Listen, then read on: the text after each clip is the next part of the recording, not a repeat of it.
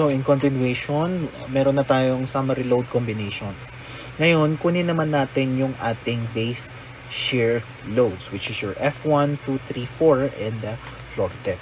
Kailangan nating identify yung HX, which is based on section 208, which is based on section 208.9.2 of our Nscp, page 2-231. Kailangan natin si HX of each floor. HX defines the element or component attachment elevation with respect to grade. With respect to grade from soil depth, no? From the foundation towards the floor beam. So, yan yung ating HX. Okay? So, based on our figure here, ito yung ating mga magiging HX. So, HX sa ground floor, HX towards the soil grade, papuntang second floor. We have another HX papuntang soil grade to the third floor, and another towards the roof deck, which is,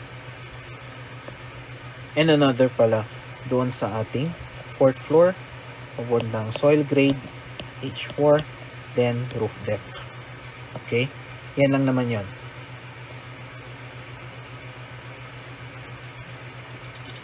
Okay?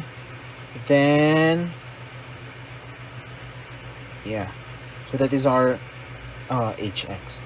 So, kunin muna natin yung ating HX sa ground floor, second floor, third floor, fourth floor, and roof deck. So, HX ng ating roof deck is equal to 13.5 towards the floor grade, soil grade. Makikita ninyo, that is 1.5, 3, and 9. Papunta doon sa taas, from soil grade, papunta doon sa roof deck, 9 plus 3 plus 1.5 is 13.5. Same goes with the succeeding HX. Then, HX ni fourth floor, we have 10.5 meters. HX ni third floor is 7.5 meters. And HX ni second floor of 4.5 meters. And lastly, the ground floor of 1.5 meters. Yun lagi yung ating basis pagdating sa HX. Then, we have now to compute the initial weight on each floor system, which is now your lateral loads. Your WX and WI, or initial loads. Initial loads sa ating roof deck, yun yung FRDK. We know that the total loads that we have computed for third floor is 972. Dahil rooftop na yan, i-divide na lang natin siya sa 2. Then, i-add natin yung weight ng water tank. Kasi nandun naman sa rooftop yung ating water tank. Note, our weight for water tank was identified as 35 kN. And the total load is 972. Given that is roof deck, 972 over 2 kN plus water tank, 35, gives us the weight of the roof deck of 521 kN. Then, the weight of the fourth floor, remember, fourth floor, makikita natin sa section na to, is parehas lang with the third floor. So, kung ano yung weight ni third floor, yun din ang weight ni fourth floor, yun din ang weight ni second floor, laterally. So, ito yung W natin. Ito yung WI. Okay? Yan din yung magiging WX, HX. Reference natin later on. So, WI ni fourth floor is 972 kN. WI ni third floor is 972 kN.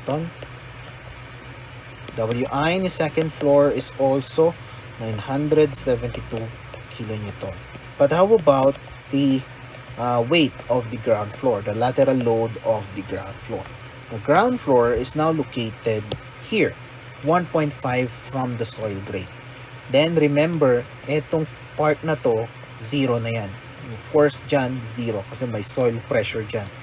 Then, dito, yung kukunin nating FG, ground floor. Okay? Dahil sobrang liit lang naman yung distance from 3 to 1.5, that is simply 972 over 2. Gives us 486 kilonewton. Now, the moment effect of each of these loads on each floor of our structure. So, effect on each floor.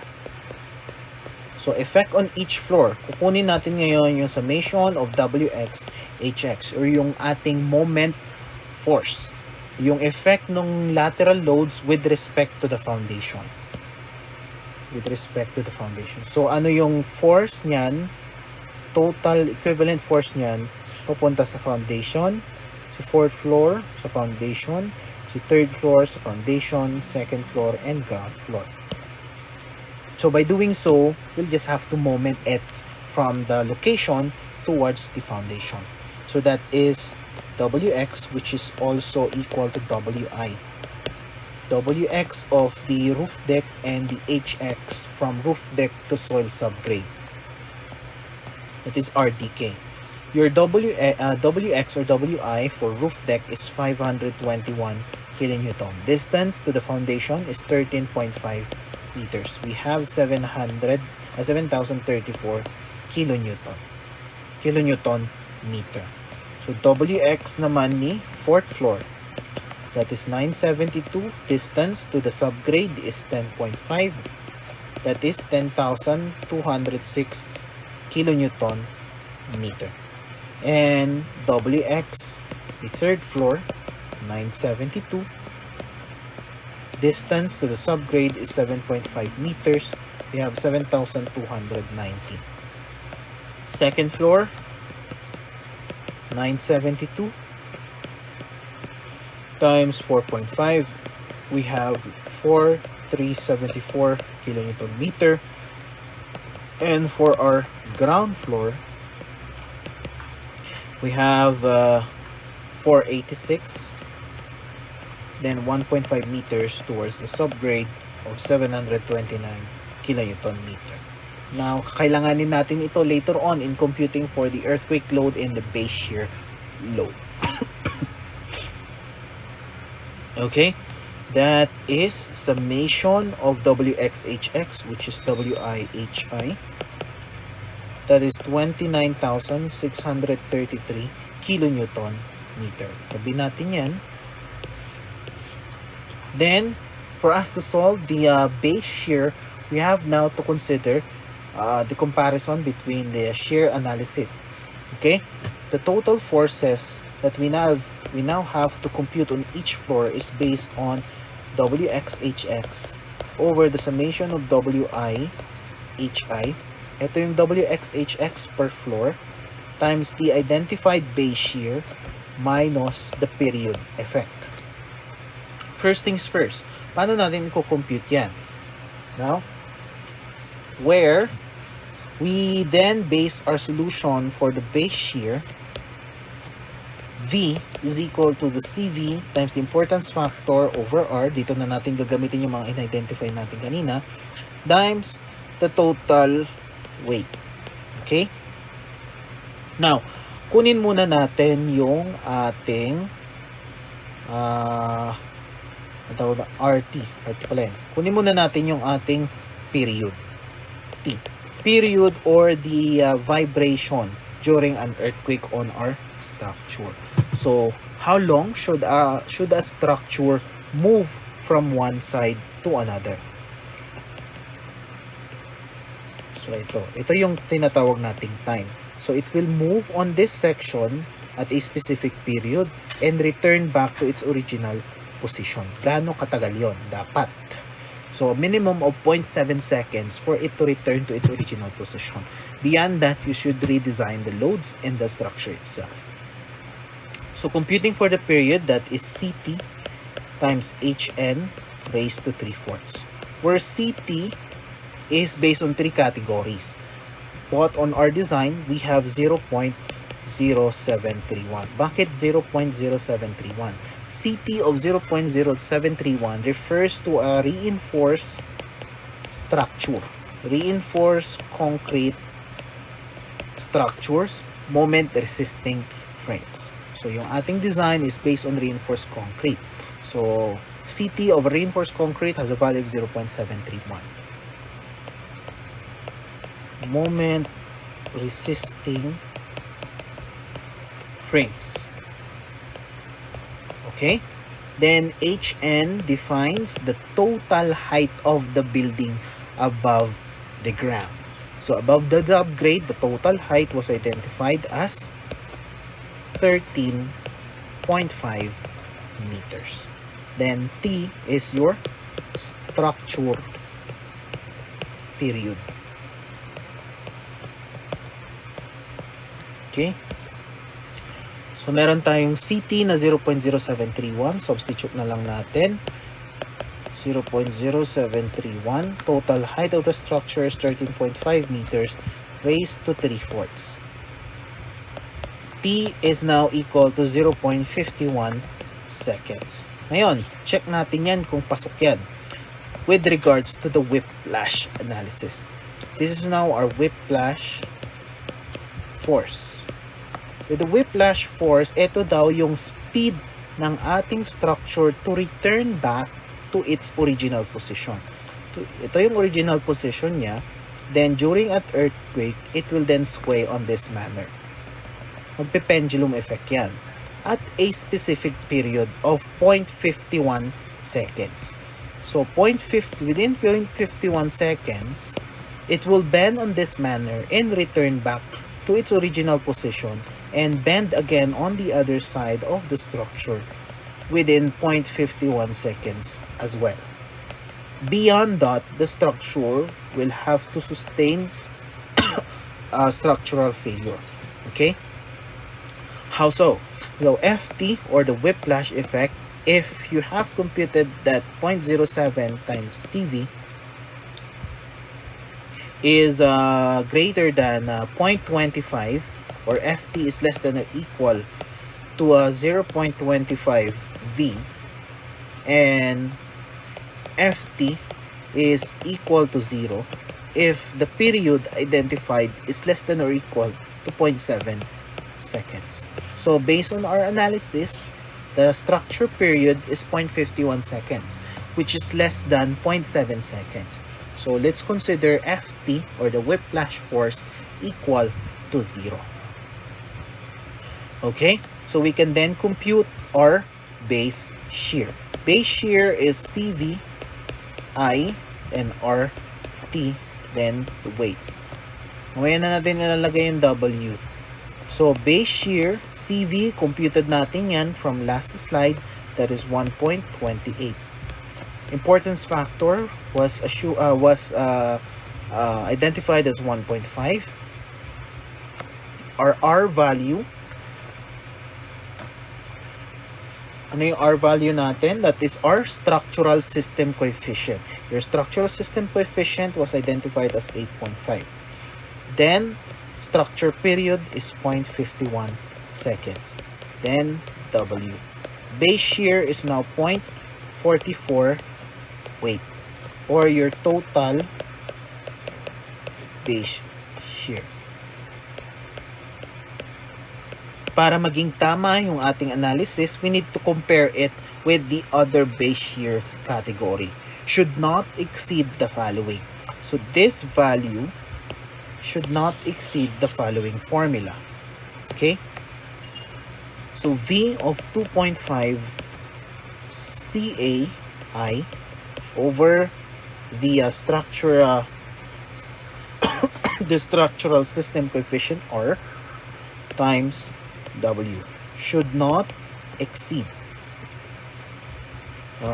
V should be less than this V1.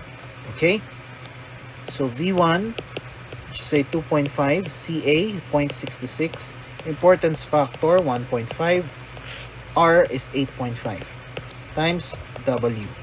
So V1 is equal to 0.29 W, which is less than the actual base shear of 0.44 W. So that is okay. Next one is to compare it with V2 of 0.11 CA, importance factor I, W. 0.11, 0.66, importance factor 1.5, 10 W. V2 is 0.12 W, which is still less than the computed actual base shear of 0.44 W, which is again okay. And lastly, compare it with V3 of 0.8, the zoning Z, and VI over R times W. V3 is 0.8 of the zone 4.4, and V is 2, importance factor 1.5. Very important nga talaga yung importance factor, kasi dyan natin magva-vary yung magiging earthquake load natin per floors over R of 8.5 W, which is equal to 0.11 W and less than 0.44.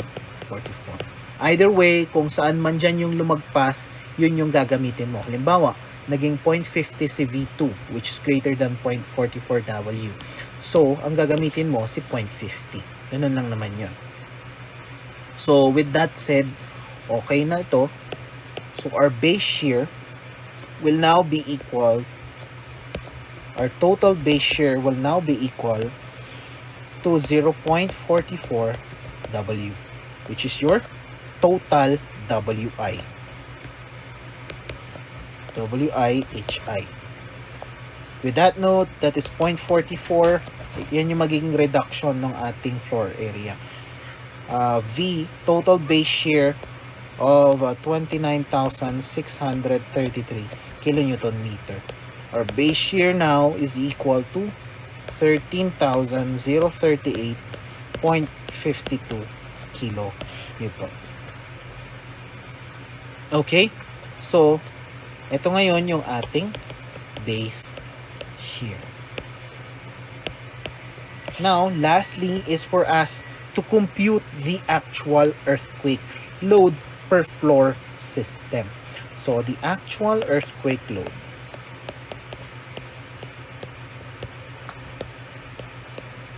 Earthquake load, that is your Fx, Wx, Hx over the summation of Wi, Hi times base shear, identified base shear times the identified Ft. Remember, Ft, ang ating structure period is less than 0.7 seconds. So, Ft should be equal to 0. Substitute na lang natin lahat yan. So, F of the roof deck. Ito na ngayon yung nandun sa ating first drawing. Solve na natin yan. Ayan yung mismong earthquake load natin, which are laterally loaded. So, WXHX ni roof deck is 7,034. WIHI summation is 29,633.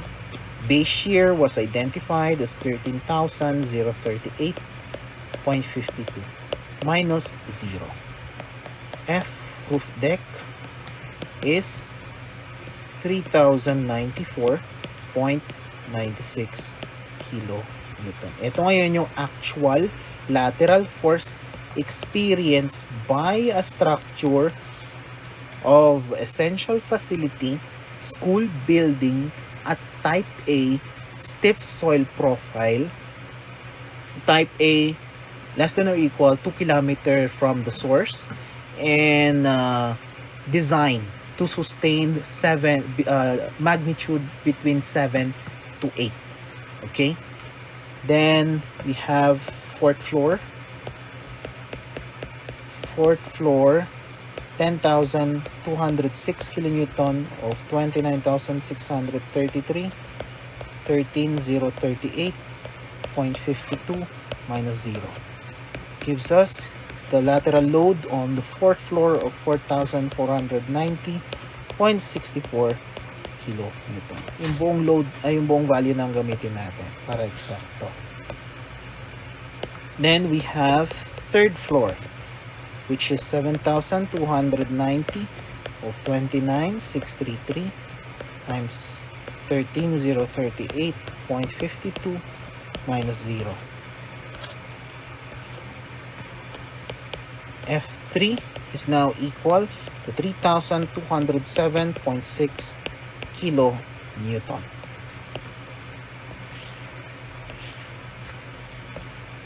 Second floor of 4,374 over 29,633 times 13,038.52 minus 0. F2 is now equal to 1,924.56 kilonewton. And lastly, your ground floor. F ground floor is 729 kilonewton. Total WIHI 29,633 times base shear 13,038.52. Then whiplash force is identified as 0. F ground floor is equal to 320.76 kilonewton. Okay? And to the base, dun sa mismong foundation, is 0 kilonewton. Yung doon na sa may soil. May soil. Okay? Yan na yan. The relevance on this. Remember that the base shear is 0.44 W. Velocity force is computed as equal to the mass times acceleration. Second law of motion. Newton's second law of motion. Remember that mass is also computed as weight over g times the acceleration. And F is represented by a shear force V. Okay? Shear force V is also equal to MA. So shear force V is 0.44 W, equivalent to the force WG W over G times the acceleration. Cancel natin si weight. The acceleration at which a specific structure vibrates, or the frequency of speed of a structure vibrates or moves sideways during an earthquake, is at an acceleration of 0.44 times the acceleration due to gravity. Ito ngayon yung speed ng ating structure vibrating sideways. Ito yung bilis niya na bumalik sa original position during an earthquake. So, pag mapapansin ninyo, okay,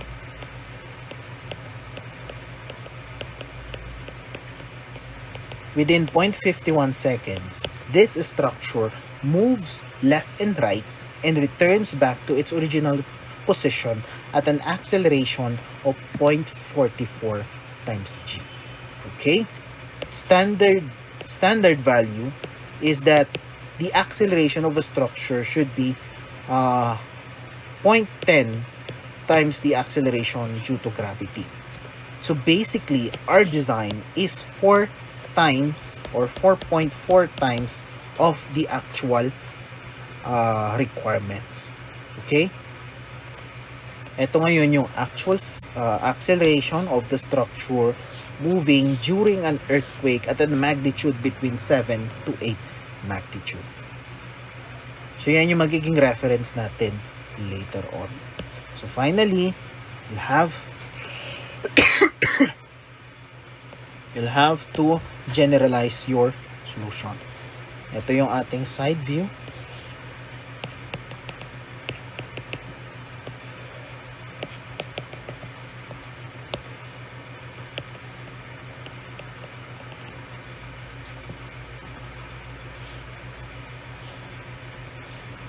Okay, yung ating ground, second, third, fourth, and roof deck. Okay, We have already computed the force on the roof deck, the 4th floor, the 3rd floor, the 2nd floor, and the ground floor as shown. No? On the roof deck, the force was identified as 7,034 kilonewton and 10,206 kilonewton. Ay, no. Yung palang earthquake yan.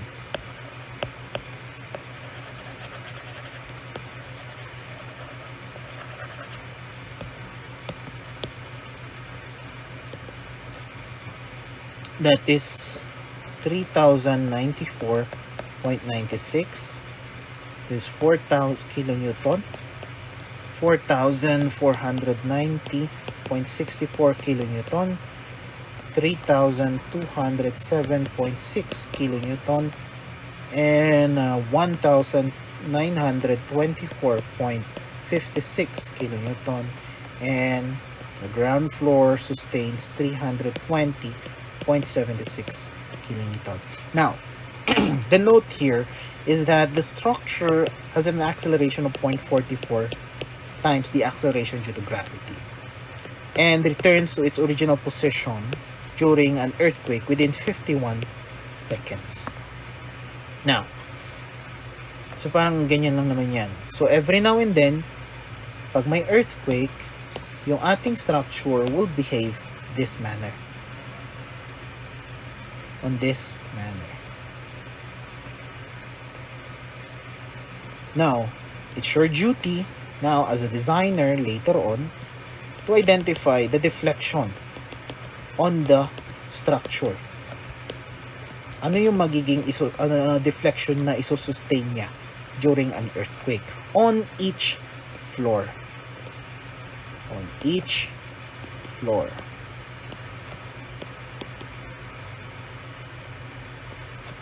And dyan. So basically, lahat yan kailangan mong i-identify. And the forces on each joint connection of our frames. So may force dyan, may force dito, may force dyan, may moment, meron ding moment dyan, ganun din dito, ganun din dyan, dyan, dyan, and dyan. Lahat yan, merong moment. Okay? Translate lang natin sa ganito. So, halimbawa, itong section na yan. So, ito yung gitna. Meron tayong equivalent force towards the above floor and below the floor and towards the succeeding rooms. And also, the moment caused by the lateral forces on the structure. Then, ita-translate natin yan sa next joint to the next joint until throughout the structure. Then, diretso tayo sa design using portal method or cantilever method sa theory. Which is, can easily be designed using matrix analysis. At marami pa pong method. So, that is now our example for earthquake load analysis. So, I'll see you on our next lecture videos. Bye-bye.